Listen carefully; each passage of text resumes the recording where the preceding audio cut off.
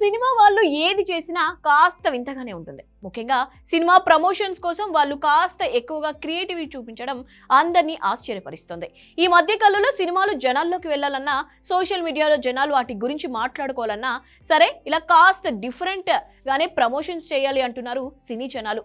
తాజాగా Tollywood senior heroine Samantha చేసిన ఒక ప్రమోషన్ బాగా హాట్ టాపిక్ అయింది. అసలు ఆమె ఏం చేసింది ఏంటి అనేది ఈ స్టోరీలో చూద్దాం.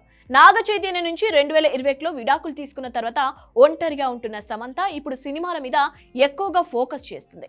బాలీవుడ్ లో కూడా వరుసగా సినిమాలు చేస్తుంది. ఐటెం సాంగ్స్ విషయంలో కూడా ఈ అమ్మడు ఎక్కడ తగ్గడం లేదు. తాజాగా బాలీవుడ్ లో ఒక వెబ్ సిరీస్ లో వరుణ్ ధవన్ తో కలిసి నటించింది. హనీ బన్నీ అనే టైటిల్ తో వస్తున్న ఈ సిరీస్ పోస్ట్ ప్రొడక్షన్ వర్క్ లో ఉంది. త్వరలోనే దీన్ని ప్రేక్షకుల ముందుకు తీసుకురానున్నారు. ఇప్పుడు ఈ సిరీస్ కు ప్రమోషన్ స్టార్ట్ చేసింది శామ్. కారులో కూర్చొని ఉన్న ఒక ఫోటోని తన ఇన్స్టాగ్రామ్ లో పోస్ట్ చేసింది. అందులో ఆమె ఒక స్లిప్ చూపిస్తూ స్మైల్ ఇస్తుంది.